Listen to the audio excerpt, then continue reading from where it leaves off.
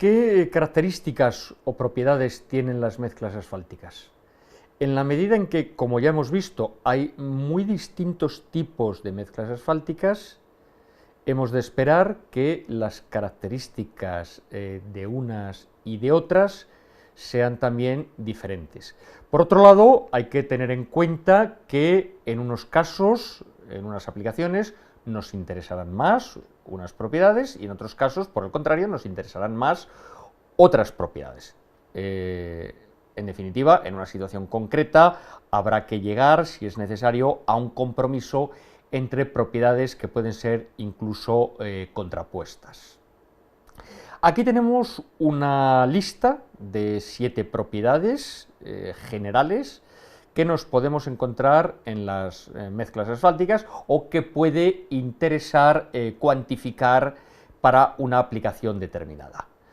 Cuando hablamos de estabilidad, hablamos de resistencia en abstracto, es decir, de que la mezcla sea capaz de soportar el paso de las cargas de los vehículos pesados. Más específicamente podemos referirnos a la resistencia a las deformaciones permanentes. En determinadas condiciones, las mezclas pueden tener que soportar unos estados tensionales que les conduzcan a deformaciones apreciables, no recuperables y por tanto comprometiendo su funcionalidad. La resistencia a la fatiga, es decir, la capacidad de aguantar un número muy importante de aplicaciones de carga, todas ellas por debajo de la máxima admisible, pero que van acumulando el deterioro, es también una propiedad importante en muchos casos. La flexibilidad, en la medida en que las mezclas asfálticas es uno de los componentes característicos de los denominados pavimentos flexibles, esta debe ser siempre una propiedad a la que debemos prestar atención, aunque hay casos en los que resulta especialmente importante. Imaginemos, por ejemplo, un puente, un viaducto de gran luz, la flecha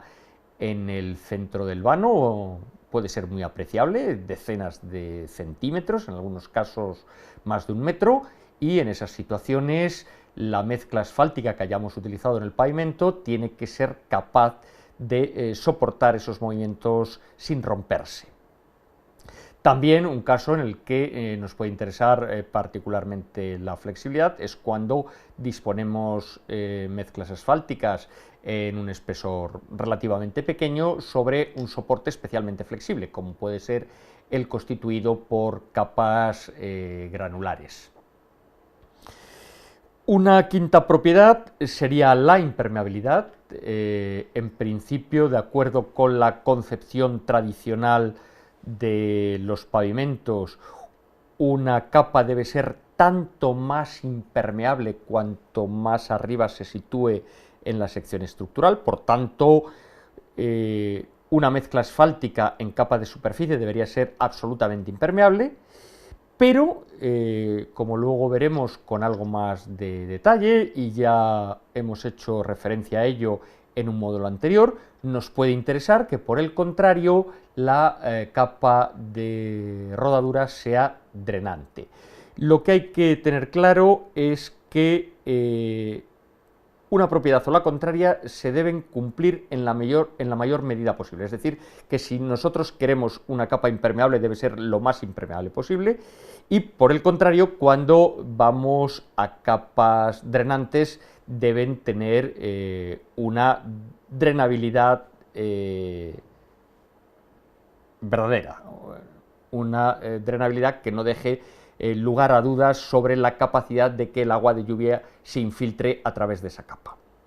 La penúltima de las características generales de las mezclas asfálticas hace referencia exclusivamente, como es lógico, solo a las que se utilicen en capa de rodadura. Es una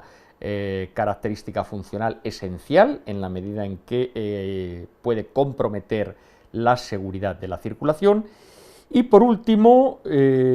una característica que interesa a cualquier capa, esté situada donde esté situada, en la sección estructural de pavimento, pero especialmente también es importante para las capas de rodadura, la durabilidad.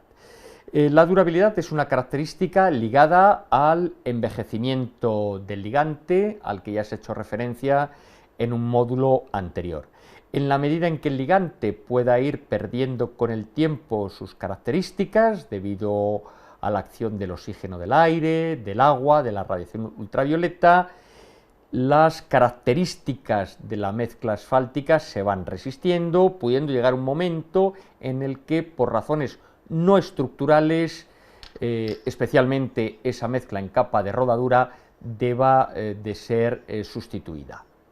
Esta es una propiedad sobre la que hay que llamar la atención, especialmente en España, porque desgraciadamente las capas de rodadura de mezcla asfáltica en España tienen una durabilidad muy inferior a la que tienen, por ejemplo, en otros países europeos. Mientras en otros países lo normal es que una capa de rodadura convencional, de mezcla tipo asphalt concrete, tenga una duración de 11, 12, 13 años, en España difícilmente pasan de los 7 u 8 años. Para explicar esta realidad se podría hacer referencia a la mayor intensidad de la radiación solar, al mayor número de horas de sol al año, pero sobre todo la insuficiente durabilidad en general de las mezclas asfálticas que se utilizan en España en capas de rodadura se debe a un contenido de ligante exageradamente estricto. Hay que tener en cuenta que a la postre lo que garantiza una mayor durabilidad a la mezcla es que el contenido de ligante sea el mayor posible, siempre evidentemente que eso sea compatible con otras características de estas a las que hemos hecho referencia, especialmente la resistencia a las deformaciones plásticas. Refiriéndonos a deformaciones permanentes o deformaciones plásticas, aquí tenemos un esquema que nos muestra cómo se puede manifestar esa falta de resistencia en lo que en España se denominan roderas y en algunos países latinoamericanos se denominan ahuellamientos. Para que se produzca este fenómeno se tienen que dar unas determinadas condiciones de altas temperaturas, de cargas importantes que circulan a baja velocidad, pero lo que no hay que olvidar es que si se produce este fenómeno es debido a que la mezcla está mal diseñada, bien porque tenga un exceso de ligante, porque el ligante sea demasiado blando, porque el esqueleto mineral sea insuficientemente resistente, etcétera, etcétera. Con este esquema